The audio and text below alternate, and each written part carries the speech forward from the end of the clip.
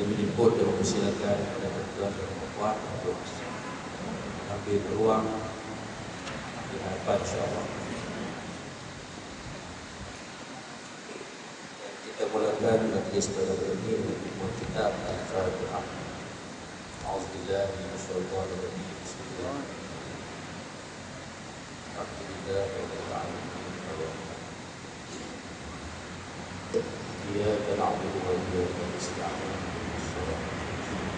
Shiratal ladzina an'amta 'alaihim.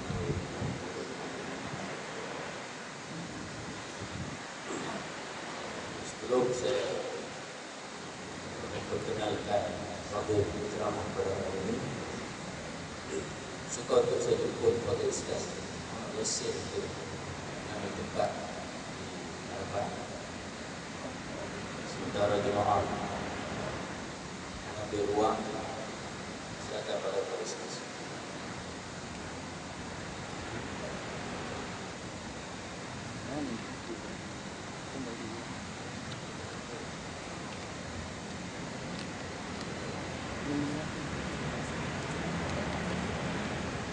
Tuan dan puan yang dirahmati Allah yang saya hormati, barisan tadi kita kuasa Masjid Al-Kautsar yang hadir pada malam ini, Ashabul Fadilah, Tuan Ustaz dan Puan Ustazah, juga yang saya hormati Fadil Ustaz Muhammad Yasir selaku pendakwah bebas serta penasihat kepada Pusat Rawatan Islam Baitul Mustaqim yang beroperasi di Tawau, beserta rombongan yang hadir pada malam ini. Terus saya hormati tuan-tuan haji, puan hajah, saudara-saudari hadirin dan hadirat, muslimin dan muslimat yang dirahmati Allah Subhanahu wa taala sekalian. Alhamdulillah, kita pandai bersyukur pada Allah yang memberikan keizinan dan limpah perkenannya hingga kita dapat berkumpul dan bertemu semula pada malam ini. Dan suasana malam ini bukan kita berbincang tentang faraid dan kebaikan harta pusaka, tapi kita cuba untuk melihat dan meneliti cabang ilmu dan pengetahuan yang lain. Dan kita bersyukur dan berbuah dalam malam ini dapat sama-sama dengan Fadil Ustaz Muhammad Yasir.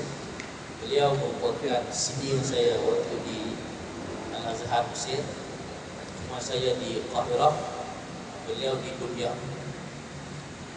Kalau tuan masih ingat ceramah Fadil Ustaz Zaharuddin Muhammad yang menceritakan tentang Majma' Al-Bahrain, pertemuan dua laut, kisah Nabi Musa dan Khidir itu, salah satu riwayat yang menyatakan di manakah Majma' Al-Bahrain itu, menurut ayat tempatan ianya berlaku di bumi Dubai, tempat belajarnya Fadil Ustaz Yasir.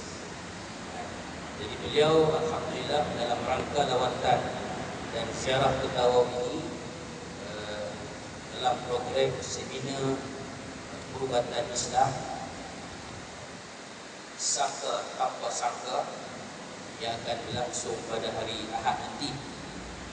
Beliau datang awal dan saya mengambil kesempatan memberikan ruang dan kesempatan pada para ustaz untuk berkongsi ilmu pengetahuan kepada kita dan berhubung tentang peranan masjid di dalam mendidik masyarakat. Dan mungkin ustaz boleh ulas sedikit berkaitan tentang kecenderungan masyarakat Islam sekarang ini untuk mendapatkan khidmat rawatan alternatif tentang perubatan Islam dan sebagainya. Tapi kadang-kadang kita melihat kesilapan ataupun mungkin atas beberapa faktor tertentu bersalah memilih kaedah perawatan yang sepatutnya, menyebabkan bukan kesembuhan yang didapat, tapi makin bertambah parah dan makin bertambah kronik penyakit. Jadi untuk berbicara tadi itu saya tidak ada pengetahuan dan pengalaman. Kena sifunya juga yang bercakap tentang itu sebab beliau terlibat secara langsung di samping sebagai pendakwah beliau juga sebagai seorang pengamat perubatan Islam dan banyak lagi aktiviti dakwah yang beliau laksanakan. Untuk itu majlis memberi ruang dan masa ini pada Fadil Ustaz untuk menyampaikan kuliah daripada kita semua. Fadil tafadhal masyaallah.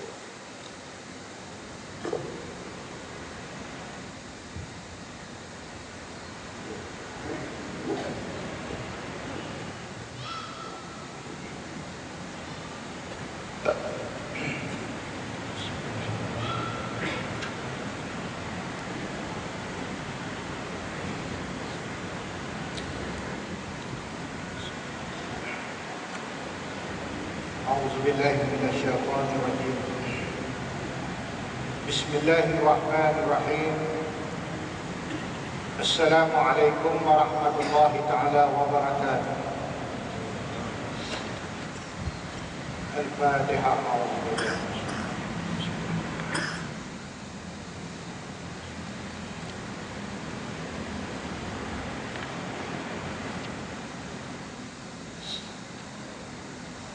الحمد لله رب العالمين، والصلاة والسلام على أشرف الأنبياء والمرسلين وعلى آله وصحبه أجمعين.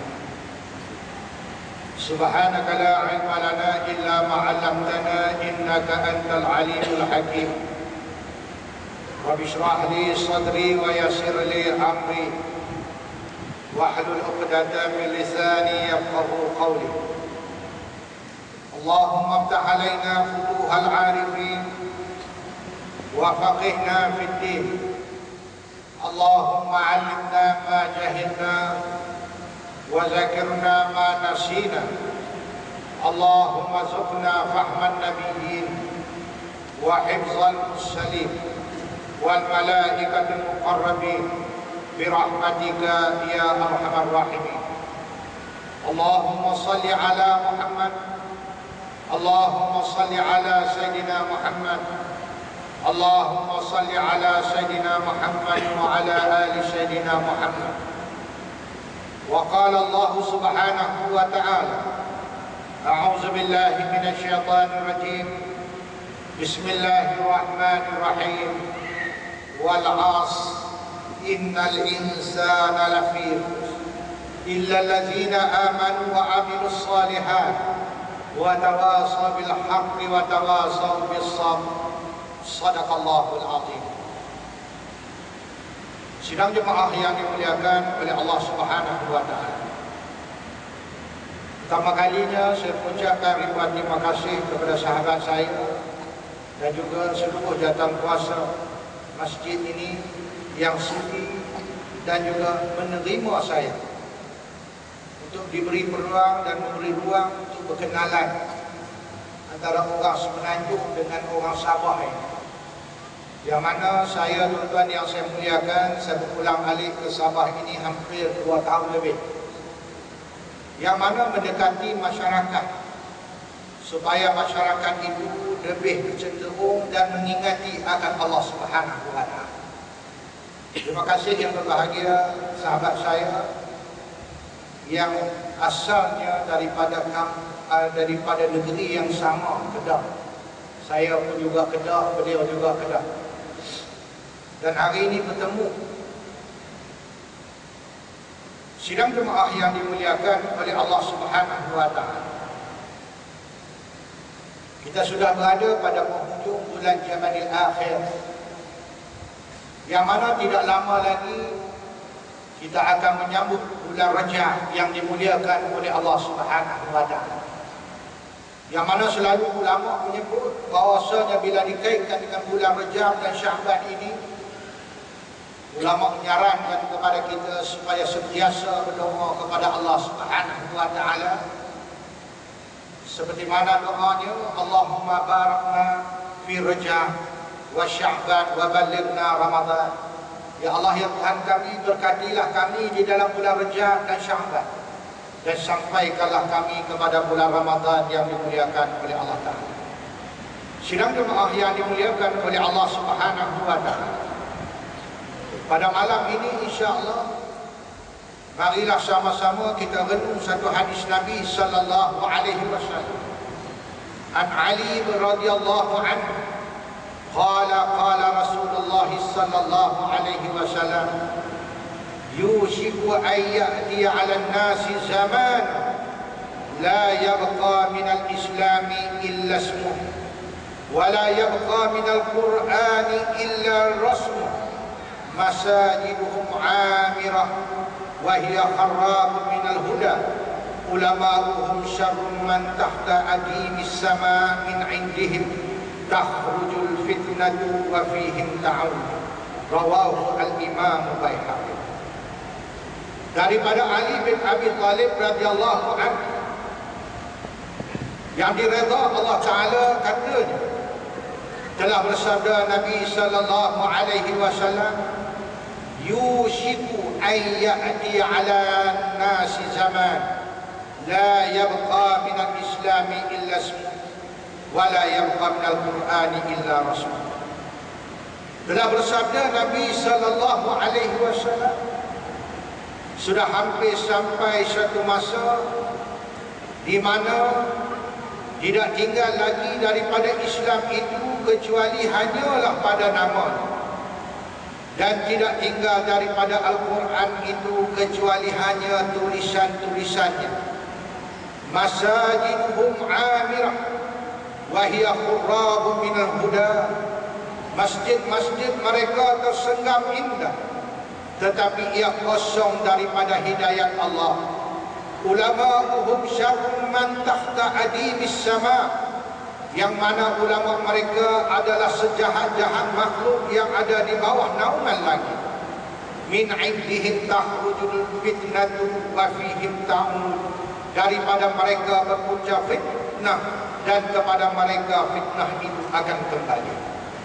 Sidang jemaah yang dimuliakan oleh Allah Subhanahu wa taala, kalau kita perhatikan apa yang berlaku pada dunia kita, Islam kita pada hari ini, bahwasanya yang mana disebut oleh baginda Nabi sallallahu alaihi wasallam semenjak daripada 4,400 tahun dahulu, yang mana telah digambarkan oleh Nabi sendiri, kita semakin menghampiri kepada zaman seperti mana yang Nabi sallallahu alaihi wasallam sebut kepada kita 1,400 tahun dahulu. Nabi sallallahu alaihi wasallam mengingatkan kepada kita bahwasanya apabila datangnya seperti mana yang aku telah ceritakan kepada kamu ini, maka bersaksilah, ya, bahwa bersaksilah kamu bahwasanya dunia sudah berada pada penghujung zaman. Dunia dah semakin hampir kepada kiamat. Dunia sudah tua dan dia tidak mampu lagi untuk menampung jumlah manusia yang melakukan kerosakan, yang melakukan dosa-dosa di atas muka bumi Allah Subhanahu wa taala. Walaupun kita melihat tuan-tuan, ya, mungkin kita kata kita merayu dan kita minta pada Allah supaya memberi masa dan tempoh itu, agar ia diberi peluang dengan masa dan tempoh itu kepada kita untuk kita memperbaiki akan keadaan tersebut, supaya kita benar-benar menjadi orang Islam yang sejati, orang Islam yang ikut atas landasan secara landasan Quran dan hadis Nabi sallallahu alaihi wasallam. Sidang jemaah yang dimuliakan oleh Allah Subhanahu wa taala, di mana dalam hadis ini beberapa perkara yang boleh kita ambil di sana, tuan-tuan. Yushiku ayyati 'ala an-nasi zaman la yabqa min al-Islam illa ismuhu. Tidak kekal Islam, tidak tinggal nama Islam itu kecuali nama. Dan kita lihat di sini, tuan-tuan, dah berlaku, tuan-tuan. Bila disebut Melayu, Islam, tetapi apabila disebut kepada Islam itu sendiri, dia bukan Melayu, ya, dia bukan semata-mata Melayu. Islam ini universal, yang mana satu-satu kumpulan manusia yang ikut apa yang dibawa oleh Islam, itulah orang yang dinamakan orang Islam yang saleh, orang yang mukmin, orang yang muslim, orang yang ikut akan ajaran Nabi sallallahu alaihi wasallam. Sidang jemaah yang dimuliakan oleh Allah, Kita lihat sekarang, saya duduk di Kuala Lumpur, tuan-tuan. Ibu segala-galanya duduk di sana. Ya, ibu segala-galanya duduk di sana, tuan-tuan. Sehingga akan kita melihat masyarakat kita yang Melayu, yang Islam, ya, yang Melayu, yang Islam. Sehingga kita melihat hanya sekadar yang kita lihat itu Melayu, tapi bukan Islam. Kerana cara dan perwatakan mereka, cara dan pendidikan mereka, cara dan pembudayaan mereka, cara dengan akhlak dan pemakaian mereka tidak menggambarkan mereka itu Islam yang sebenar. Sehingga tidak dapat dibezakan antara Islam dengan bukan yang Islam. Ini dunia pada akhirnya. Contoh yang saya muliakan, kita lihat di sini, dan alhamdulillah tuan-tuan, beberapa kali saya sembahyang Jumaat di sini. Hanya Jumaat yang ramai di sini. Masjid dia besar, tuan-tuan. Betul lah tuan-tuan? Masjid besar tadi. Wal masajidul amirah, hebat, cantik, sempurna, ada kipas, ada para sarana dia, semuanya lengkap tuan-tuan. Wa hiya qurrabun minal huda. Apa maksud qurrab? Kosong daripada hidayah Allah SWT. Sedangkan masjid ini menjadi lambang kepada simbol Islam. Lambang, bukan sekadar lambang, adalah tempat manusia mengadu kepada Allah SWT. Tonton yang saya muliakan, Nabi SAW dalam perjalanan sirah baginda besar Nabi SAW, Nabi tak pernah tinggal masjid. Nabi sentiasa berada di sisi masjid. Ketika mana Nabi duduk di kota suci Mekah, Nabi sentiasa duduk di sebelah Kaabah, bersembahyang beliau. Walaupun beliau diancam dengan berbagai ancaman, Nabi tegakkan Islam dengan tumpahan darah. Nabi tegakkan agama dia. Nabi tegakkan sembahyang, Nabi tegakkan solat berjamaah. Walaupun berbagai rintangan, cubaan dan sebagainya yang dilakukan oleh orang Quraisy ketika itu. Berbeza dalam zaman kita ini. Kita tidak ada hak nak datang masjid, kita tidak ada hak. Tidak ada orang yang menghalang kita. Kita nak datang bila masa, tidak ada orang kacau kita, tidak ada orang nak bunuh kita. Tapi ini dilakukan yang berlaku kepada Nabi luar biasa. Kalau saya cerita tuan-tuan tak habis tuan-tuan dengan sirah Nabi. Saya sebenarnya bukan penceramah. Saya duduk di KL ini, saya berkuliah mengenai kitab.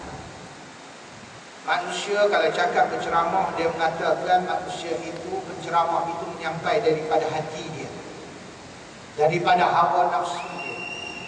Sebab itu saya di sana, saya berkitab. Dengan kitab itu mereka tidak boleh menidakkan apa yang saya cakap. Sebab itu saya mewajibkan bagi setiap jemaah itu, bila menghadiri kuliah saya, wajib ada kitab. Supaya mereka tidak pandang tersasar daripada apa yang saya sebut itu, bahwasanya daripada hawa nafsu saya. Tapi apa yang saya cakap itu daripada nas, Al-Quran, hadis, ijma' dan qiyas ulama yang dibawa dan ditulis dan dipaparkan di dalam kitab Allah. Tuan-tuan yang saya muliakan, bukan kadar di Sabah ini saja saya melihat, tetapi di mana-mana tempat masjid seolah-olahnya buyuk daripada manusia. Tak ada seri dia. Hanya sekadar sembahyang. Lepas habis sembahyang, habis. Ada tempat untuk dijadikan majlis akad nikah, ataupun tempat sebagai untuk digunakan untuk majlis orang-orang mati, tahlil dan sebagainya, tapi tidak digunakan sepenuhnya masjid itu sebagai tempat sumber ilmu pengetahuan dalam semua aspek kehidupan manusia. Tetapi ini yang dilakukan oleh baginda. Nabi menjadikan masjid itu sebagai tempat sumber segala ilmu, dicanai ilmu itu, dihebahkan dan diperbincangkan segala persoalan, permasalahan dan sebagainya. Contoh yang saya mulia, saya pun hebat. Saya berjelajah seluruh Malaysia, pergi kuliah kepada orang ramai supaya kenal Allah Ta'ala. Supaya kenal Allah Ta'ala, semuanya kata Al-Imam Ghazali, katanya dalam kitab Ihya Ulumuddin, hidup di dunia mati, di akhirat itu hidup. Apa maksudnya tuan-tuan? Hidup dunia mati, akhiratnya hidup. Bila mana hidupnya dunia, mana dia mati, manusia perlu buat persiapan untuk menghadapi mati. Manusia perlu memekarkan diri dia dengan pahala-pahala, khazanah-khazanah yang perlu dia bawa, kerana dia akan mengakhiri hidup dia dengan mati. Tapi bila disebut akhirat, kata Imam Ghazali, akhirat nama dia hidup. Bila mana hidup, tak perlu lagi, tak perlu semayang, tak perlu puasa, tak perlu zakat, kerana hidup di akhirat nama dia hidup.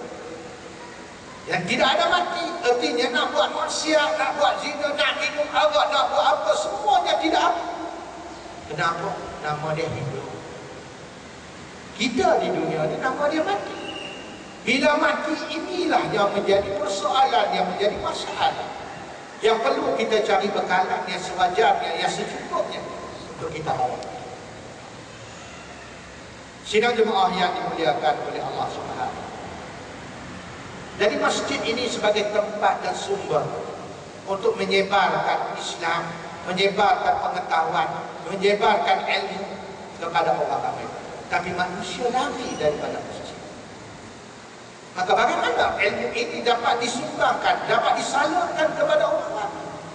Kerana hanya masjid saja tempat untuk mencari ilmu. Dan alhamdulillah, tuan-tuan yang saya muliakan, kita sembahyang. Kita sembahyang maghrib, betul ya? Alhamdulillah. Bila kita sembahyang selesai, kita sembahyang maghrib, kita dengar kuliah, apa kita rasa tentang sembahyang?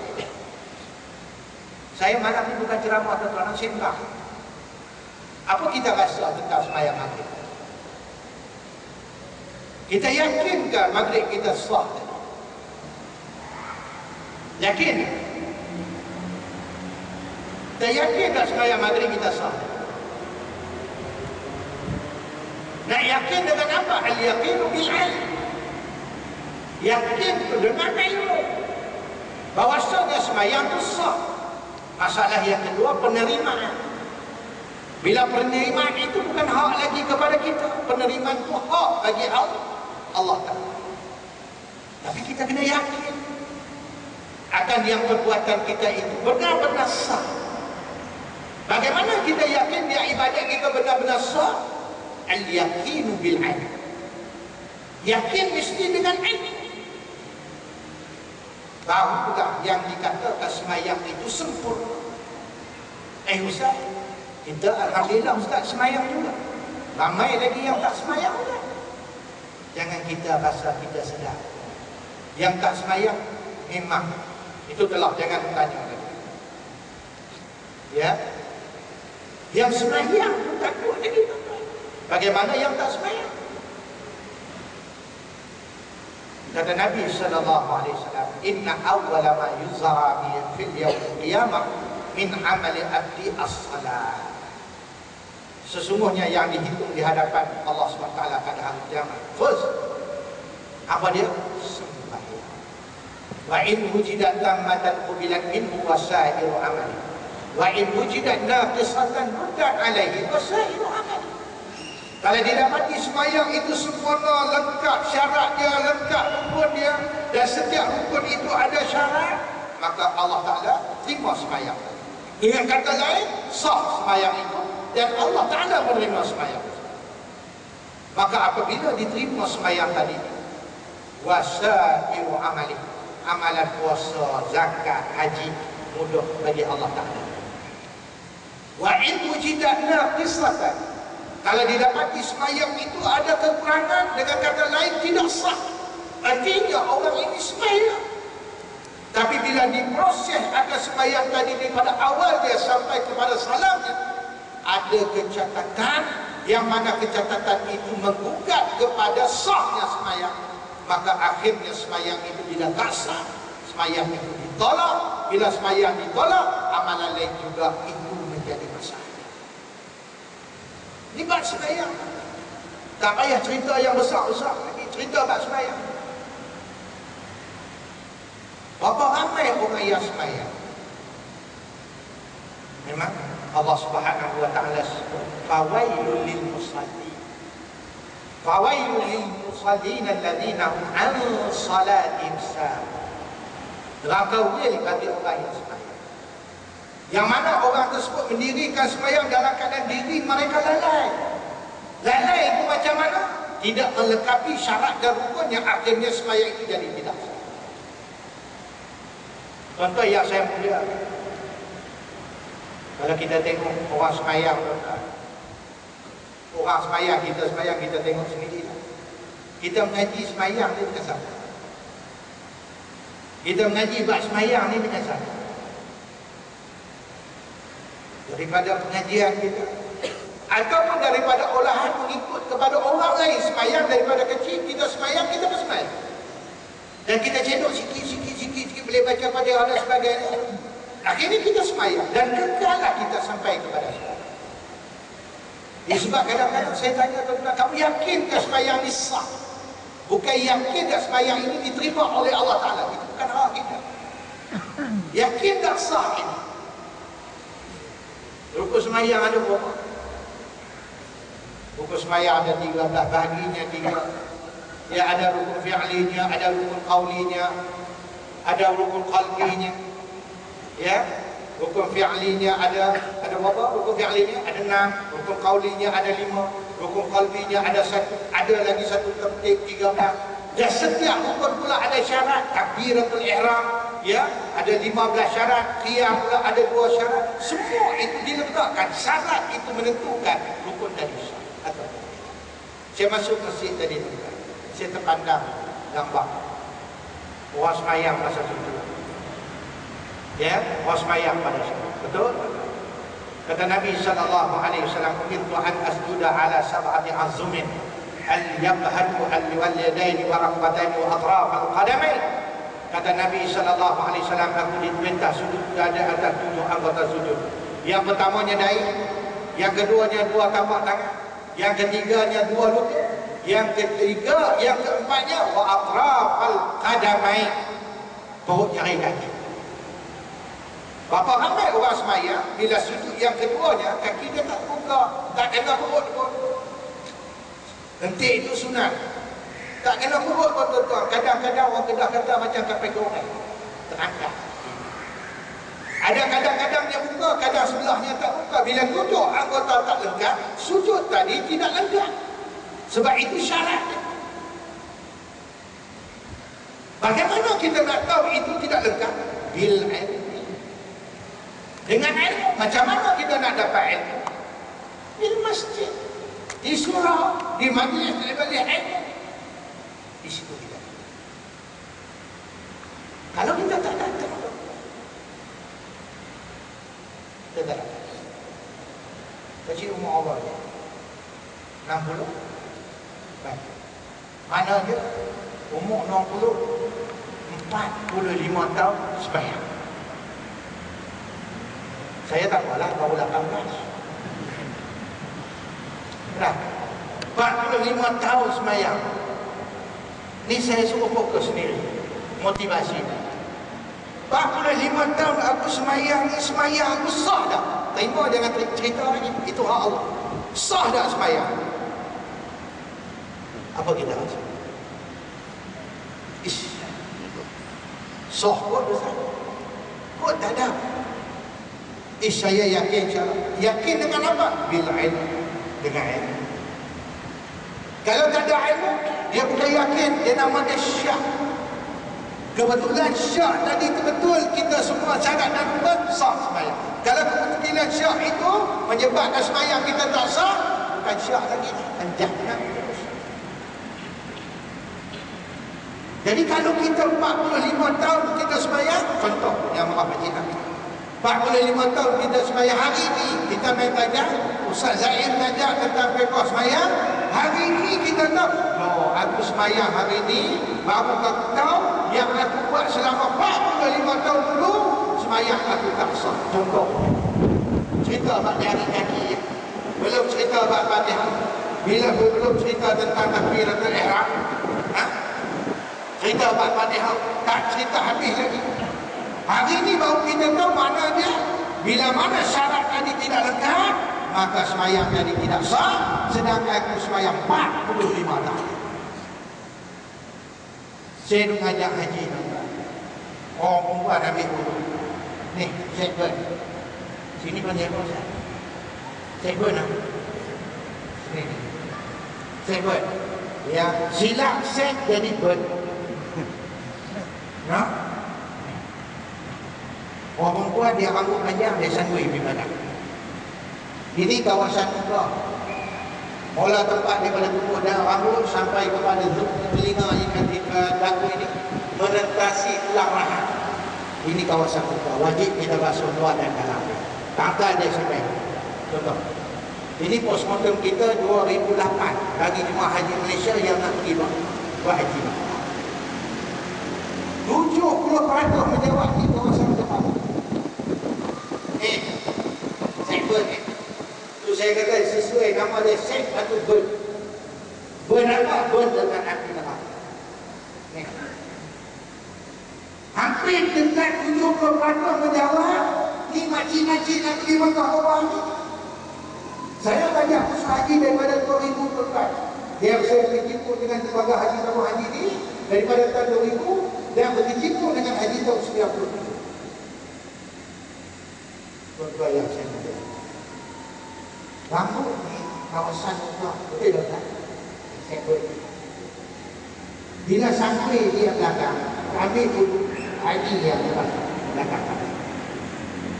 Sebab itu dalam kitab Buyuk dia kata sunat dipotongkan sikit rambut dari itu supaya sunat bagi dia. Bila mana dia wuduk dia tak sah. Bila wuduk dia tak sah, sembahyang dia tak sah. Bila sembahyang tak sah, pergi ke Mekah buat haji, tawaf dia tak sah. Hari ini, malam ni dia main tadi, tiba-tiba malam ni barulah dia tahu yang wuduk dia selama ni, wuduk dia tak sah. Bila wuduk tak sah, sembahyang tak sah dah. Baru tak.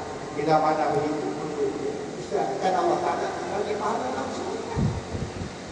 Dan Allah Ta'ala tak bagi Allah langsung. Saya 40 tahun, 30 tahun sembahyang. Allah Ta'ala bagi pahala. Pahala apa? Niat dia. Allah Ta'ala bagi pahala. Zikir dia dalam sembahyang. Tapi Allah Ta'ala tak akan bagi pahala bagi sembahyang dia kerana sembahyang dia tidak sah. Sebab itu tuan-tuan, kita kena muhasabah diri kita. Kalau keputusan yang kita buat itu ada keputusan seumpama kita masuk Malaysia senang. Kita masuk PMR, ada soalan datang, kita jawab soalan, alhamdulillah Ustaz clear. Okey. Tiba-tiba result keluar, keputusan keluar, tiba-tiba gagal. Masa pun gagal ni. Kenapa gagal ni? Aku yang mungkin buat ni. Siapa yang jawab soalan? Makna dia siapa yang sign atau write soalan ni? Jadi orang yang pakar. Bila main keputusan, fail. Aku buat terbaik tadi. Bagaimana kita nak ambil balik, kita nak clear balik? Siapa yang salah? Saya salah atau orang yang right oleh saya itu yang salah? Mudah aja cari kita. Buka buku balik. Allahu Akbar. Orang tanya lain, aku jawab lain. Dah. Itu dunia. Betul? Makna dia setiap yang kita buat ada keputusan. Bila ada keputusan kita boleh rujuk balik. Bagaimana nak rujuk? Fas'alu ala zikri kuntum la ta'lamun. Tanya orang yang tahu kalau kamu sendiri tidak tahu. Atau buka dalam kitab. Ada dia bil ilmi. Dia tak tahu. Tapi ibadat kita, siapa nak bagi jawapan? Ibadat kita, siapa nak bagi jawapan? Diri kita. Dengan apa? Dengan ilmu. Sama ada sembahyang dosa. Contoh yang saya, di mana kita nak dapat? Masjid. Tapi sayangnya masjid, tuan-tuan, sedih kan? Bukan kata sini, tuan-tuan. Ni naik kapal terbang, nampak masjid ni. Punya lah besar. Ya? Punya lah besar. Tapi sembahyang maghrib ada dosa. Tuan-tuan yang saya muliakan, minta maaf, saya sebutkan. Saya terpaksa sebut sebab kita duduk di akhir zaman dan kita akan menemui Allah Subhanahu wa taala. Kita kena sedar dulu sebelum kita menemui, dan tidak perlu lagi dan tidak menjadi guna lagi kalau kita sedar selepas kita mati. Ketika mana kita nak bertemu dengan Allah Ta'ala, Allah Ta'ala lampirkan. Kita duk war-warah itu, nyamuk kita nak dicabut. Allah Ta'ala buka slide bagi kita. Apa yang kita, apa amalan? Masa tu nak patah balik, tak boleh kan? Tuan-tuan yang saya muliakan, saya pun heran kenapa orang tak suka masjid. Tak tahulah kata Nabi SAW menegakkan masjid, ketika Nabi menegakkan Islam. Dengan menegakkan Islam itu, Nabi membina dengan semayang dan ilmu. Saya nak cerita sikit malam ini bagaimana kelakuan Nabi yang Nabi sangat tekankan tentang sembahyang dan masjid. Ketika mana baginda Nabi SAW sebelum baginda berhijrah ke kota suci Madinah, Islam masa itu sangat tipis. Islam masa itu sangat minoriti. Dan sahabat-sahabat Nabi yang ketika itu yang peluk Islam masih belum boleh mewartakan kepada manusia yang lain yang maksudnya Islam. Tapi Nabi nak tegakkan Islam, Nabi tunjuk juga dengan Islam itu kepada orang ramai, walaupun Nabi dapat ancaman. Saya nak cerita tentang semayang Nabi di depan Kaabah. Tempat kebiasaan Nabi semayang ada dua tempat. Satu di Multazam, satu di Hijr Ismail. Setiap kali Nabi semayang, waktu masuk Nabi tak tinggal semayang depan Kaabah, walaupun dengan berbagai ancaman. Ada 3 kisah saya nak cerita berkaitan dengan sujud Nabi. Masa Nabi sujud tu, orang kafir Quraisy ketika itu buat kepada Nabi dengan berbagai-bagai perbuatan. Nabi tegakkan Islam dengan darah. Kita tak perlu darah, main sembahyang, main mengaji, mudah. Pertama yang jadi musuh kepada Nabi SAW sekali, yang cukup ganas orang panggil gangster besar Mekah, nombor 2 selepas Abu Lahab, nama dia Abu Jahal. Siapa Abu Jahal ni, bukan? Abu Jahal ni siapa? Kenal tak Abu Jahal? Adik kenal tak Abu Jahal? Siapa? Adik-beradik kan? Siapa Abu Jahal ni? Bapa saudara Nabi. Abu Lahab ni siapa? Pak saudara Nabi. Sayyidina Abbas ini siapa? Pak saudara Nabi. Sayyidina Hamzah ini siapa? Pak saudara Nabi. Sayyidina Ali bin Abi Talib dan sebagainya sama-sama. Baik, Abu Jahal ni tuan-tuan, gangster besar Mekah masa tu. Saya nak cerita perangai Abu Jahal. Abu Jahal ni suka buat kepada Nabi SAW dengan perbuatan dia berbagai-bagai. Dia tak suka bunuh Nabi, dia nak hidayah, seronok seksa. Tujuan seksa ini bila mana orang tengok dengan seksa tersebut takut tentang Islam. Aku tak berani. Contoh yang saya buat, Nabi SAW bila Nabi semayang, Nabi sujud, di situlah ada 3 peristiwa besar yang dilakukan oleh kaum Quraisy kepada Nabi ketika Nabi sujud. Pertamanya kisah Abu Jahal. Abu Jahal ni bapa saudara Nabi. Dia kalau nak buat jahat kepada Nabi, dia akan cerita kejahatan.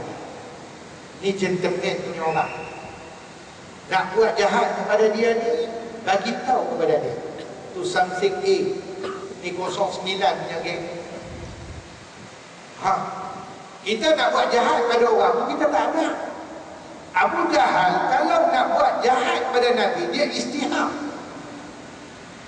Satu hari Abu Jahal panggil penduduk Mekah, wahai penduduk Mekah, mai kumpul, dia kata. Maka bila mana mendengar penduduk Mekah akan suara Abu Jahal, semua pakat keluar. Mereka tahu ini Abu Jahal nak buat apa pula ni. Tak ada kerja lain, Abu Jahal ni mesti buat kepada Muhammad. Ini baik. Jadi penduduk Mekah ni macam pesta. Bila mana Abu Jahal panggil wahai Mekah, keluar, dia kata. Aku nak cerita kepada kamu satu keadaan, aku nak cerita kepada kamu, hari ni aku nak buat. Penduduk Mekah pakai keluar. Bila mana penduduk Mekah keluar habis, lalu Abu Jahal kata, wahai penduduk Mekah, dia kata, sekejap lagi Muhammad akan masuk, dia semayang. Bila mana dia sujud lagi, aku akan datang kepada dia, aku bawa seketul batu yang besar, aku nampak di atas kepala. Wahai penduduk Mekah, dengar tak ni? Penduduk Mekah, jadi hero so. Yang mana ketika itu baginda Nabi SAW ada juga dalam hadis tersebut.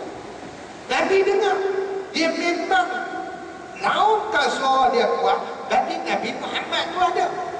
Dan tujuan dia supaya Nabi Muhammad tak masuk di dalam masjid, dia pergi depan Kaabah sembahyang.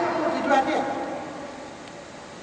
Tuan-tuan, Sa'di dia kata sekejap lagi Muhammad masuk, dia sujud, aku bawa batu, apa tengok aku nampak atas kepala.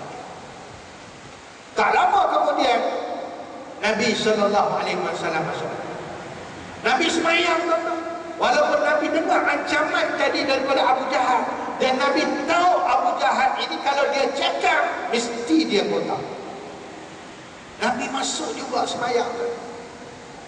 Bila mana Nabi sembahyang, tuan-tuan, Abu Jahal masuk dalam bawa batu. Dia letak di atas bahu dia, tuan-tuan, bawa batu itu depan sampai kepada Nabi, dan kaum dia itu berada di keliling kota itu. Dulunya tempat ni, saya cerita dia bukan besar macam ni lah. Kalau kita duduk tawaf itu dekat tangga tu, itu tembok dia panggil. Sekarang ada satu pintu yang kekal tu, yang ada babu sofa, ya. Kakak dulu kaum dia dikelilingi tembok-tembok tersebut, tengok daripada jauh. Abu Jahal masuk. Bila mana Abu Jahal masuk, ketika itu Nabi sembahyang dan Nabi sujud, tuan-tuan. Maka bila Nabi sujud, Abu Jahal datang menghampiri, harapan dengan Nabi. Abu Jahal angkat. Nak dihumamkan di atas kepala Nabi SAW. Ketika itulah tuan-tuan takdir Allah Ta'ala. Maka kaum dia melihat Abu Jahal ini bila dia angkat batu begitu, maka mereka melihat keadaan diri dia daripada keadaan bersemangat tiba-tiba jadi bergetar. Dia pegang begitu, getar. Jadi ketak. Orang Kedah kata jadi ketak. Sini ketar lah. Ketak. Tampilah. Ya, payah bahasa Melayu juga.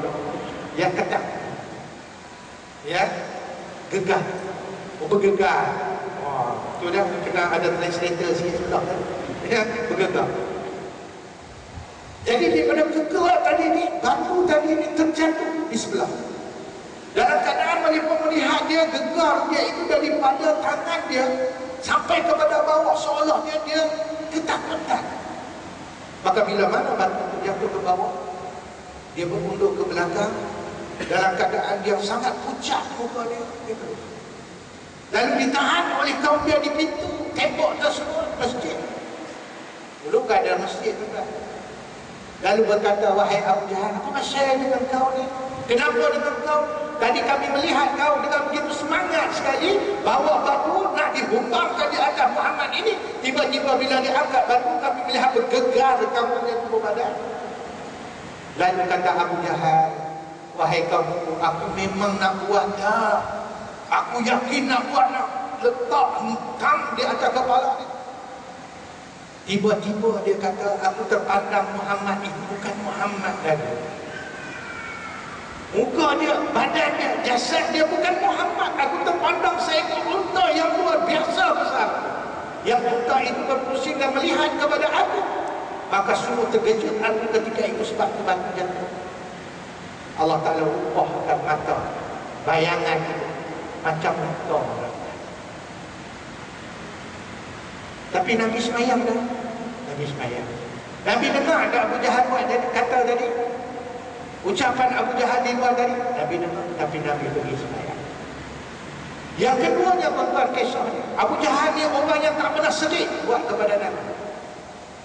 Peristiwa yang keduanya, Abu Jahal kata kepada kaum dia, wahai kaumku, siapa yang berani untuk ambil najis lalu dilontarkan kepada Muhammad, disimbahkan di tempat sembahyangnya, dilongorkan ketika mana dia sujud daripada kepalanya sampai kaki, aku bagi sebesar-besar hadiah. Ni Abu Jahal. Maka datang seorang hamba Allah, nama dia Utbah bin Utbah, datang kepada Abu Jahal. Ya Abu Jahal, dia kata, aku nak terima. Dia kata, ini macai Abu Jahal. Utbah ni bukan jauh, dia sebelah jiran dengan Nabi SAW. Lalu dia datang kepada Abu Jahal. Ya Abu Jahal, aku sanggup. Dia kata, aku sanggup cabaran. Kata Abu Jahal, kalau gitu pergi ambil najis. Utbah ni dia ambil najis, kendok najis mula bekas ramai bekas Abu Jahal, supaya Abu Jahal mesya dulu betul tak. Ramai depan dia, Abu Jahal tengok yes. Tapi Abu Jahal tak sebut yes lah, saya sebut yes. Nah, najis. Okey, terus tak lama kemudian Nabi Muhammad masuk. Nabi semayang. Ketika mana Nabi sujud saja, datang Utbah bawa najis, dia lemparkan di tempat Nabi semayang. Lalu dilomorkan najis itu daripada kepala Nabi, daripada Nabi sujud itu sampai kepada kaki Nabi SAW. Lalu datang Utbah kepada Abu Jahal, selesai dia menyelesaikan dia punya kerja dia, untuk dia menuntut akan upahan dia kepada Abu Jahal. Bila dia mai kepada dia, yes Abu Jahal, aku dah buat kerja. Mana dia? Abu Jahal lagi. Nabi SAW meneruskan semua sehingga habis. Dan ketika mana selesai Nabi memberi salam, datanglah anak Nabi Sayyidatina Fatimah Zahra. Fatimah datang melihat keadaan Nabi yang dilumurkan dengan najis itu. Fatimah teriak, menangis. Lalu Fatimah ambil kain dia lalu dilap di muka bapa dia. Nabi SAW senyum. Tak ada rasa di hati Nabi nak marah, nak dendam, nak merah mata, tak ada. Yang ketiga adalah kisah Utbah. Yang satu ketika Utbah buat keramaian. Dia panggil VIP semua-semuanya untuk menghadiri jamuan yang diadakan. Dan dia juga menyebut Nabi SAW. Sebab apa? Sebab rumah dia berjiran dengan rumah Nabi. Contoh yang saya muliakan, kita ni kalau orang buatkan kita, kalau orang tu panggil kita nak pergi dah, berkelai dah, orang Kedah kata begitu. Nak pergi tak kalau dijemput? Oh, hang buat kat aku no. Ini hang jemput aku no. Aku tak lapang ni. Orang Kedah kadang ni tak kelapang ni. Nabi SAW bila dia jemput, hadir. Tak ada juga. Kalau orang Kedah kata khamat hidup, tu bahasa orang Kedah. Ni kampung saya, bukan kampung sebab saya. Khamat hidup. Mana buat apa pun tak apa lah. Tak apa. Maka Nabi hadir majlis tersebut dengan orang-orang ramai meraihkan perayaan yang diadakan oleh Tuhan. Nabi ambil makanan. Dan kita logika, kau nak buat kenduri, nak tumpang tanah depan rumah aku, kemah, kena panggil lah juga tak? Ya? Bila panggil kita tak pergi dah. Nabi hadir. Buatlah apa pun Nabi. Nabi ambil makanan. Ya, ambil makanan. orang lain pun ambil. Dan mereka kata gitu, loh, dia tu mai juga. Yang ni tu buat ajaran baru ni. Mai juga dia ni. Jadi Nabi datang, ambil makanan letak. Orang tetamu lain pun ambil makanan juga letak. Tapi bila Nabi itu, makanan dia duduk depan Nabi, Nabi tak makan. Nabi ambil tak, buat aksesori yang tak depan meja, tak makan. Orang ramai rasa curiga. Apa pasal dia ni ambil makan tapi tak makan? Dia ni jiran kawan ni. Hai, mesti ada benda dalam makanan. Kita pun pelik juga dah. Jiran ni lebih tahu daripada orang jauh. Kan tak? Tiba-tiba orang yang ni dia pula tak makan. Kalau saya tak makan. Sebab dia tak makan. Jadi masing-masing ketika itu melihat kepada Muhammad ini tak makan, masing-masing tak makan. Oh, bila semua pakai tak makan, tuan rumah gelap. Celaka saya, dia kata. Ini aku kenal semula. Lalu dia datang kepada Muhammad, Muhammad, siapa tak makan? Dia sebut itu. Siapa tak makan? Kenapa kau tak makan? Lalu kata Muhammad, ya sahabatku, dia kata, aku tak akan makan kecuali kau mengaku tiada Tuhan disembah melainkan kau. Dia dan lagi dakwah. Bila tengok keadaan suasana macam ni, khutbah kata kamu kacau. Kalau aku tak sahur, jemaah tak makan, Muhammad tak makan, orang lain tak makan. Lalu akhirnya beliau berkata, ya Muhammad, tak apa, aku ikut. Lalu Utbah mengaku tiada Tuhan disembah melainkan Allah di depan Nabi dengan secara berani. Bila mana Utbah berkata begitu di hadapan Nabi, Nabi tersenyum. Bila Nabi senyum, Nabi ambil jabah makanan tadi, Nabi memakan. Orang lain yang melihat kelakuan Nabi yang tadi tak jadi makan, tengok Muhammad makan, kalau makna dia makanan tu tak racun. Kalau racun, orang tua tu tak makan dia. Sebab Utbah ni bukan iri hati kat kami, dia iri hati kat Muhammad ni. Tiba Muhammad makan, makna dia clear. Tadi dia ada cakap-cakap. Orang lain pun makan. Selesai macam. Datang pula Ubay bin Ka'b kepada Utbah. Bila mana dia mendengar bahawasanya Utbah ini mengikut agama Muhammad. Ubay bin Ka'b ni geng 07 punya geng. Dah senang kita buat. Ya dah. Maka Ubay bin Ka'b datang bertemu dengan dia. Lalu dia berkata kepada, hei Utbah, hari ini, setakat hari ini aku tak mau kawan lagi dengan kau, kerana kau dah menjadi penyokong tegar kepada aku. Lalu kata Utbah kepada Ubay, ya Ubay, aku tak ikut dia. Ubay kata, tak salah bohong, aku tahu, aku pun ada spy juga. Utbah kata, ya Ubay, aku sebenarnya terpaksa, ya Ubay. Aku terpaksa. Lalu Utbah pun menceritakan kepada Ubay apa yang berlaku dalam majlis. Lalu kata Ubay, aku tak percaya. Aku tak percaya. Kata Utbah lagi, wahai Ubay, bagaimana aku nak tunjukkan bahawasanya aku tak ikut Muhammad? Hang bagi jalan sikit, hang tunjuk pada aku bagaimana aku nak boleh membuktikan aku ni tak ikut Muhammad. Kata Ubay bin Ka'b, ya dah gini, sagi Muhammad, sekejap lagi Muhammad masuk semayang. Bila mana Muhammad masuk semayang, dia sujud. Aku mau kau masuk, kau pijak di batang tepuk dan kepala Muhammad masa dia sujud. Kata Utbah, yes, aku sahut sebarang. Tu nama Utbah ni macam. Dia pun tak lama sebenarnya Muhammad masuk, Nabi Muhammad masuk. Dan bila mana Nabi Muhammad sujud saja, datang Utbah, dia letakkan kaki, dia tekan di tekuk Nabi, dia tekan di kepala Nabi, sehingga kadang sirah menyebut kekuatan tekanan tersebut yang ditekankan kakinya kepada kepala Muhammad itu, sehingga kadang sirah kata sehingga kadang terkeluar mata Nabi itu. Selepas dia buat dan dia tunjuk kepada Ubay dan disaksikan oleh kaum dia dah buat hati dia datang balik kepada Ubay. Ya Ubay, dia kata, tengok aku dah buat. Aku dah buat seperti mana yang kau suruh. Kata Ubay bin Ka'ab, yes, betul. Kau memang tidak mengikut orang. Tuan-tuan yang saya muliakan, ni cerita tentang Nabi sujud saja.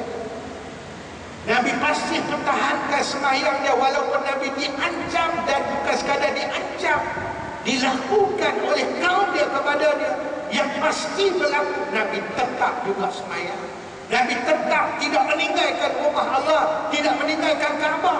Bagaimana dengan kita yang tidak diancam langsung? Kenapa kita meninggalkan? Kita nak tunggu banjir, kita nak tunggu tsunami baru kita nak hadir ke rumah Allah Ta'ala. Nak kita atau imam bayar hajat, mari baca doa banyak-banyak. Masa tu kita nak cari rumah Allah Ta'ala. Allah.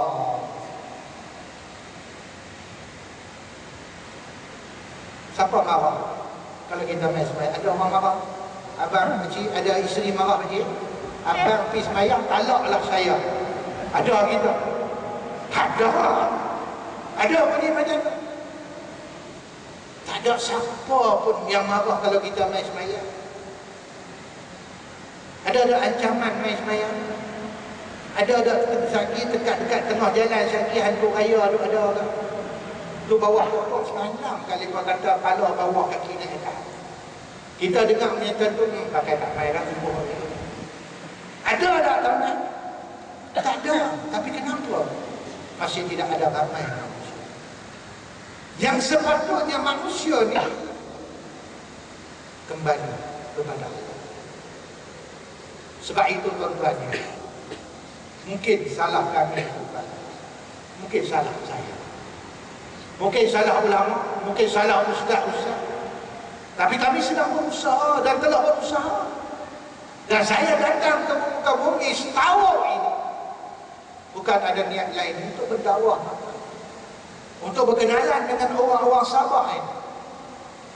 Dan di sini tuan-tuan, memang seperti mana kata Ustaz Zahir tadi, saya bukan pengamal penuh, tapi saya datang atas inisiatif saya untuk mengajak supaya buang benda-benda khurafat dan syirik yang ada, yang berlaku sekarang. Yang mana kepercayaan kita ni luar biasa sekarang, sehingga kita tidak kenal Allah Ta'ala. Itu syirik. Bila syirik tuan-tuan, habis. Jangan tanya lagi sembahyang, jangan tanya puasa, jangan tanya zakat, jangan tanya haji, jangan tanya benda baik, benda-benda sedekah baik, jangan. Dan kepercayaan di sini luar biasa. Ilmu hitamnya cukup luar biasa. Saya dekat 2 tahun datang sini. Macam-macam saya temui di sini. Ya, saya dianjingkan di sini senang. Tapi saya tetap datang. Sebab nyawa saya bukan di hadapan Allah. Nyawa saya di hadapan Allah. La tataharraku zaratan illa bismillah. Tak gerak satu zarah malaikat di sini. Nabi semayang, Nabi tahu Abu Jahal nak buat tadi. Nabi pergi semayang. Sebab apa? Tidak akan berlaku kehendak itu melainkan dengan izin Allah. Semua dia kembali pada. Saya datang tuan-tuan. Sebab saya sayang bangsa saya sayang agama saya sayang negara saya sayang Islam, supaya kembali tidak bersyirik kepada Allah. Sakit adalah rahmat, tanda saya. Ya? Sakit, setiap manusia sakit. Nah, bila sakit, siapa yang buat sakit? Allah. Bila manusia sakit, dia ingat Allah Ta'ala kan? Dia mulai ingat Allah Ta'ala. Kalau dia tak sakit, dia tak ingat Allah Ta'ala, dah sebut Allah, dia tak boleh. Sebab apa? Dia sihat. Ya, dia pakai alat tembak tembus tak masuk, heran. Dia pakai tangkai ini tembak pun tak masuk. Dia pakai keris boleh terpacak macam tu. Kenapa kita tak kembali pada silah dia? Nabi kerih, Nabi pernah baca macam tu tak? Ada imam? Ada Nabi baca macam tu, hai kerih hang baca. Jadi siapa yang membacakan ini bang? Sikit hati. Siapa yang membaca? Allah. Okey, terima. Kali kedua main pula ni, nak tengok lagi kerih terbaca. Siapa yang menjadikan? Allah. Kali kedua. Main kali ketiga dia Allah. Allah yang membaca. Kali keempat, mahu. Sebab apa? Yang duk bagi baca tu sebab pendek. Main yang apa tak? Nampak? Siapa yang baca ni? Jin nama dia. Akhirnya manusia syirik pada Allah, percaya kepada ni lebih pada percaya. Walhayat. Masuk hutan, kalau orang Kedah lah, kita bagi apa masuk kalau masuk hutan? Ya, kalau orang Kedah dulu lah, bukan orang Kedah lah ni. Dah ni okey. Masuk hutan, Assalamualaikum, cantik lah. Assalamualaikum tu pula dah. Mula Assalamualaikum tu cantik dah. Yang kedua dah, dia bagi salam. Assalamualaikum tu cucu nak masuk ni, nak cari rezeki. Tok tu siapa bagi? Tok tu siapa? Sini dia panggil apa ya? Tok ya? Tok Cik. Ya, Tok Cik. Siapa yang tok itu? Siapa yang cucu tu?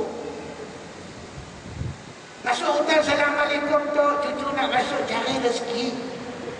Mula Assalamualaikum cantik. Assalamualaikum warahmatullahi wabarakatuh. Assalamu ala nuh alamin. Assalamu ala Sulaiman fil alam. Banyak Allah dah. Lalah sekali Assalamualaikum tu cucu nak cari makan. Syirik kombi dah. Siapa yang tok tu? Siapa yang cucu? Makna dia kita duk ambil saka dia. Sini. Jadi tuan-tuan yang saya muliakan, saya datang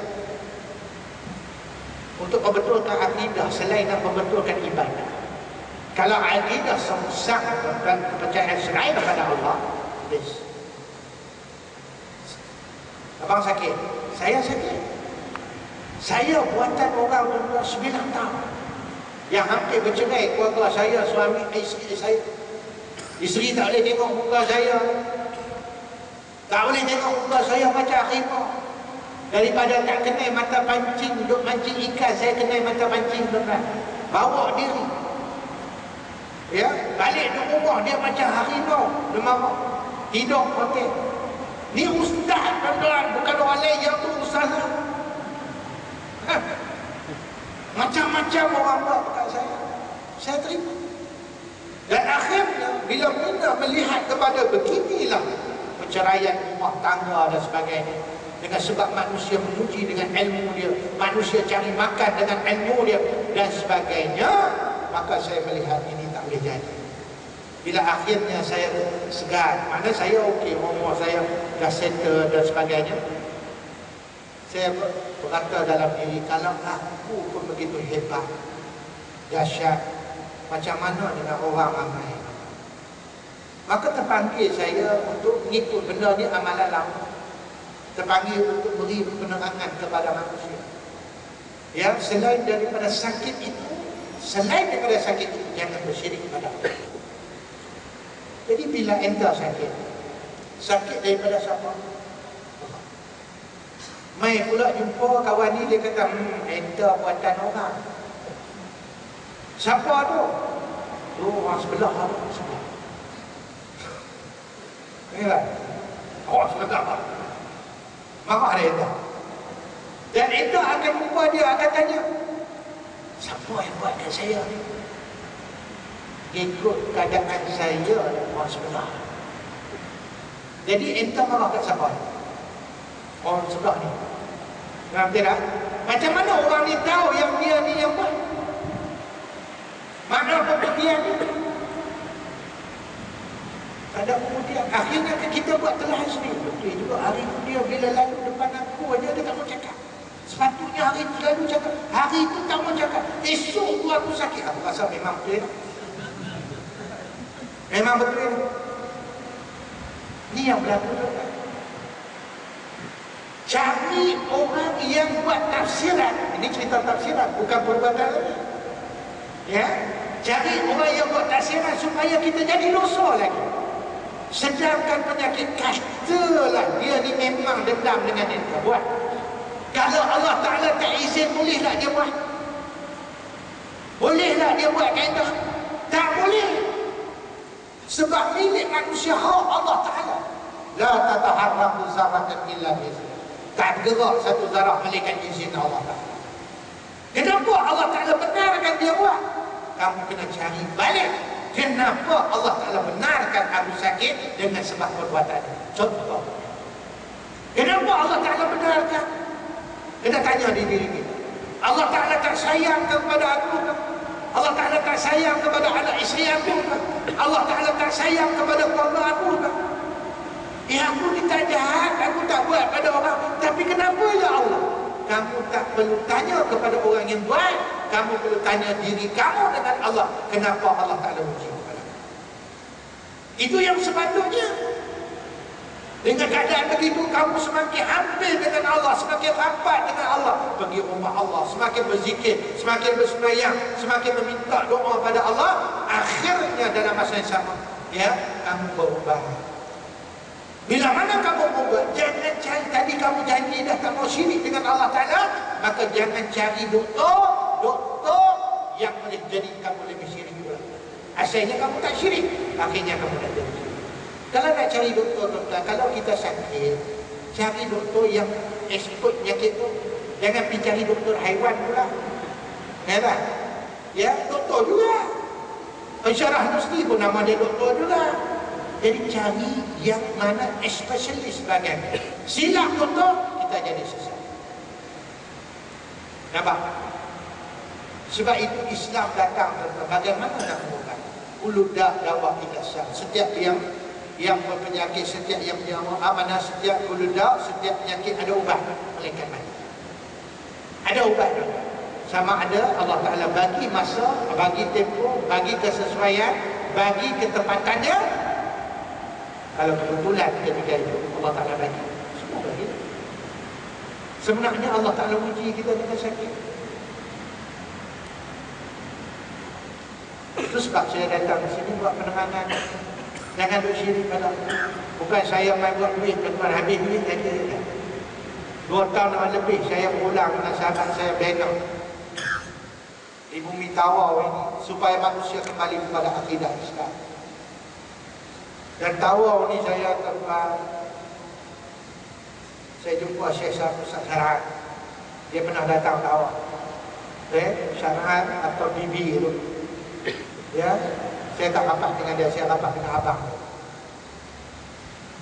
Dia oh dahsyat Syekh Tawau. Turun sampai terbang aku rasa angin tak boleh. Oh, dia kata. Hebat Tawau ni. Dia dah je. Betul tak? Jadi ini tugas saya. Makna dia saya merisikokan diri saya pergi ke jurang bahaya. Saya tak perlu buat kalau saya nak hidup tuan-tuan. Saya ada kerja saya sendiri. Habis kerja saya balik tidur di rumah. Habis kerja saya balik tidur. Kenapa saya nak berjelajah, pergi Labuan, pergi KK, pergi Rata tempat, masuk dalam hutan di Semenanjung dan sebagainya? Sebab dakwah ini tak akan mati sehingga saya mati. Nabi berdakwah sampai akhir hayat Nabi. Tujuan dia supaya Islam itu dapat disempurnakan dengan sekadar, bukan sekadar nama, tetapi disempurnakan. Jangan syirik pada Allah Ta'ala.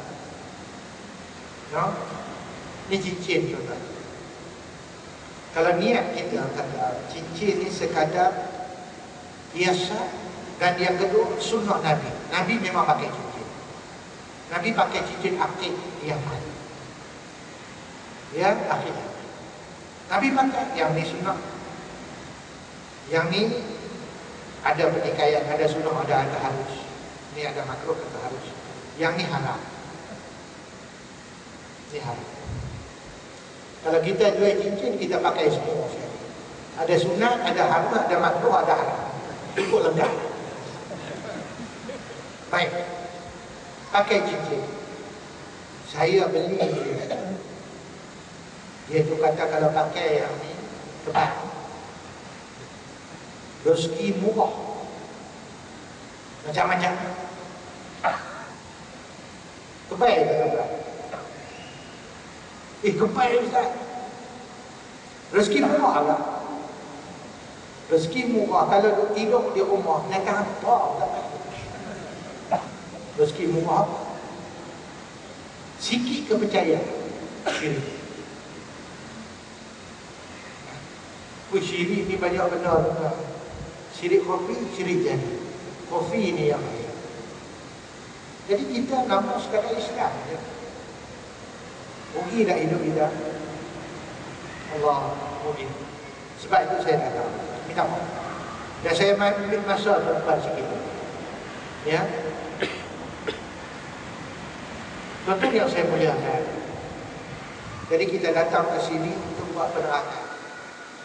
Islam garis pandukan cara perubatan Islam. Dalam perubatan Islam dia tak pakai sifat yang berasal.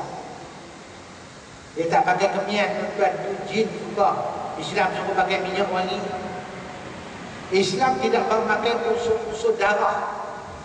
Islam tak pakai unsur-unsur najis. Ya, Islam tak pakai unsur-unsur khadam. Islam tak pakai unsur-unsur jambi serapah. Kalau ada semua ini, itu syirik terus kita pada Allah. Syirik terus kita pada Allah Ta'ala. Bukan kata Allah Ta'ala bagi ujian, tapi ujian itu akhirnya menyesatkan kita terus. Allah Ta'ala bagi kita sakit supaya kita kena Allah. Betul tak? Tetapi manusia ni dia tak kena. Itu saya kata, fas'alu ala zikr. Ustaz, saya sakit ni, tapi hospital kata cek-cek, dia kata tak ada apa. Tapi duk rasa sakit, duk tidur malam-malam, duk terjun bangunan. Ya dah? Macam-macam. Macam mana ni Ustaz? Tanya orang yang tahu. Pergilah tanya. Carilah. Saya bukan yang pandai tu. Saya bukan pandai. Tapi saya nak ceritakan, saya juga sakit macam tuan-tuan sakit. Dan sakit ni kurang-kurang. Supaya saya kenal Allah Ta'ala. Nabi sakit, tengok Nabi sakit. Tujuan apa? Kenapa Allah Ta'ala sakitkan Nabi? Kerana Allah Ta'ala nak tinggikan darjat Nabi. Kenapa manusia awam ini sakit? Kerana Allah Ta'ala nak kifarahkan dosa dia. Kenapa orang kafir itu Allah juga bagi sakit kepada dia? Kerana itu ujian bagi dia, supaya dia juga kenal akan Allah, supaya dia kenal Allah. Kita berkifarahkan dosa. Dengan kifarah dosa itu kita kenal. Tuan-tuan yang saya muliakan, cukup saya nak cakap tuan-tuan, saya pun sebenarnya tak ada rancangan nak bagi kuliah Badan Politik semalam kuliah sampai, lepas tu saya ada buat perubatan sampai pukul pagi. Ya, lepas saya semua menolak. Dia lapangan terbang, kita terbang sampai sini. Tapi sepenuh tuan-tuan, semangat dia ada. Sebab apa? Selama saya main, hari pertama lah saya bertemu dengan tuan-tuan. Dan tujuan dia sama. Tujuan dan tak ada tempat lain adalah untuk berdakwah kepada orang kita sendiri. Dakwah apa? Supaya kenal Allah Ta'ala. Itu cukup dah.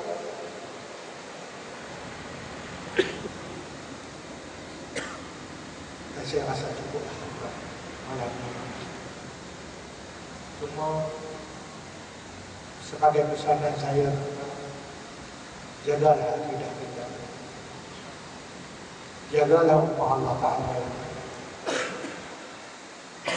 Penuh dengan rahmat.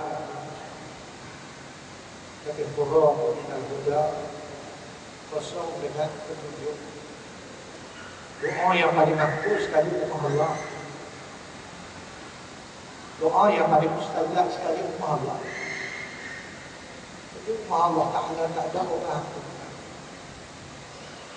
Bila buat pesta tak payah anak dekat orang, tak ada cakap penuh dengan orang. Ummah Allah Ta'ala buat macam-macam, bukan lagi kau ramai lagi orang. Sebab apa? Agama itu ad-dinu nasihat. Agama ini nasihat. Kalau kita salah mengakui apa yang kita buat sebelum kita berdoa. Itu sebab tuan-tuan Nabi kembangkan Islam dengan darah. Kita tak perlu darah pun. Allah Akbar. Dan sekali lagi saya ucapkan kepada Ustaz Zahid atas malam ini sebenarnya beliau saya tidak diberitahu sebenarnya, sehingga kebetulan malam ini tak ada beliau. Tanpa kita terima kasih juga kepada Jemaah Puasa Masjid yang sanggup menerima saya walaupun cakap saya ini kadang-kadang kasar, kadang-kadangnya nak marah dan sebagainya. Tujuan dia sama. Semua manusia bersalah, termasuklah saya sendiri. Bukan saya yang sempurna. Nak mengajak tuan-tuan supaya kita kembali kepada Allah. Dan yang keduanya, carilah ilmu. Saya dah tengok di belakang hitam orang buat itu ilmu faraid, ilmu pusaka. Yang ilmu pusaka ini salah satu cabang dalam Islam yang jarang benar diajar di masjid Islam. Boleh. Kalau di KL ni tuan-tuan, setahu saya ada 2-3 tempat di KL. KL ni besar tuan-tuan. Ada 2-3 masjid, 2-3 tempat surau, bukan masjid, yang mengajar faraid, ilmu pusaka. Bila sebut pusaka ni, tak payah ngaji dah Ustaz, kita dah ada amanah raya Berhad. Tak payah Ustaz, kita bahagi tu harta tu sebelum mati kan senang. Ya tak? Bagi tak ada apa-apa ni, bila mati sakit, laki dapat 2, perempuan dapat 1. Yang duk jaga ni hak perempuan ni. Hak yang laki tu dapat 2 bahagian tu mak lebih. Ya tak? Tapi bila aku mati, dia 2 bahagian, anak perempuan 1 bahagian. Lidzakari mithlu hadzil unsayyain. Tak payah Allah. Kita bagi duit lah, senang-senang kita buka bagi amal raya. Dah. Contoh yang saya mulia, ilmu ni kalau kita mengaji, saya sampai dah mengaji lagi tuan-tuan. Tapi sayang tuan-tuan, guru yang saya mengaji sehari, tahun demi tahun semakin hilang suara. Tahun ini Allah Yarham Aziz Al-Fatani kembali ke rahmatullah. Dia bekas pengurusi Dewan Ulama Thailand, meninggal di Kelantan, di Kelantan, ditanam di bumi Patani. Beliau berjuang di Patani, akhirnya tidak boleh masuk ke Patani lagi. Akhirnya dia mati di bumi Malaysia. Berjuang dia meninggalkan tanah air kampung halaman sampai 200. Dan akhirnya bahawa ni telah kembali ke rahmatullah. Antara buku kesayangan saya dan 2-3 orang lagi telah kembali. Haji Saleh masih tumbuh Kelantan, juga sakit. Yang mana ulama mati cukup sukar untuk mencari pegangan. Saya duk ngaji lagi tuan-tuan. Ilmu Allah Ta'ala lagi mengaji tuan-tuan. Wallahu a'lam. Setakat itu mampu saya sampaikan. Tuan-tuan, kita mohon saya telah mengambil masa tuan-tuan. InsyaAllah mudah-mudahan kita dapat bertemu lagi di masa insyaAllah. Dan insyaAllah Tawar ini jadi rumah yang kedua, tetapi bukan isteri yang kedua. Jangan silap, rumah kedua saja, isteri kedua belum. Setakat itu saja tuan-tuan. Yang baik masih daripada Allah. Yang bawa hasilkan mandiri saya sendiri dan menceritakan ilmu saya sendiri tuan-tuan. Itu benar ila Allah wa raja'na ila Allah wa nadimna ala ma fa'alna. Taubatlah kita sama-sama pada Allah. Wa raja'na ila Allah, kembalilah kita semua kepada Allah. Wa nadimna ala ma fa'alna, dan kita selesai atas apa yang telah kita lakukan selama ini. Mudah-mudahan Allah Ta'ala membantu kita di atas muka bumi yang penuh dengan konak dan duri ini. Mudah-mudahan selamat perjalanan kita di dunia dan akhirat. Sekali lagi semua aku nampak salah dan silap, kasar bahasa dan sebagainya. Saya harap tuan faham lah. Bahasa saya tadi faham tak? Kalau tak faham pun buat faham lah tuan. Ya, mudah-mudahan. Tak perlu kau lihat sallallahu alaihi wasallam. Wa lisa'il muslimin wal muslimat wal mu'minina wal mu'minat astaghfiruh wa ya fawzal mustaghfirin wa ya najatul mu'minin. Assalamualaikum warahmatullahi wabarakatuh. A'udzu billahi minasyaitonir rajim. Bismillahirrahmanirrahim.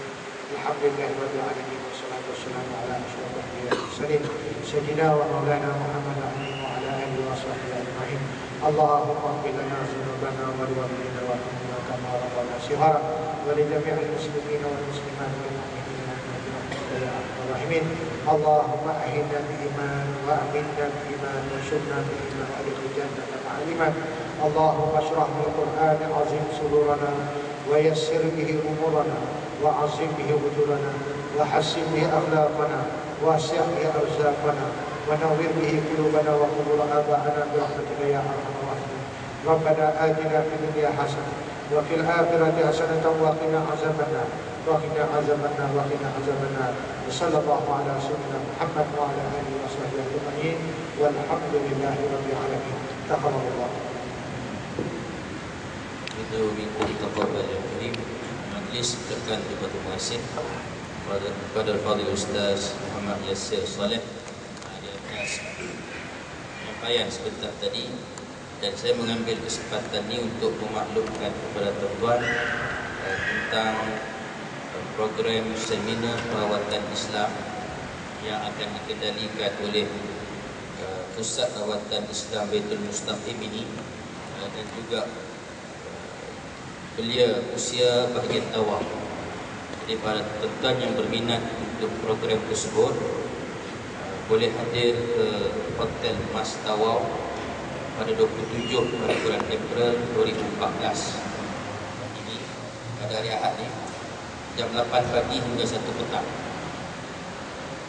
Ada 2 pembentangan kertas kerja di sana, dan pada petangnya sesi kursus asas perawatan Islam khusus di bilik seminar Asrama Kompleks Sukan Tawau. Dan itu sedikit sebanyak maklumat daripada jam 4 petang hingga ke 11 malam, dan yang berminat boleh dapatkan maklumat lanjut daripada saya selepas pada ini. Itu kita tangguh dahulu dengan kafaratul majlis dan suratul Asr. Subhanallah.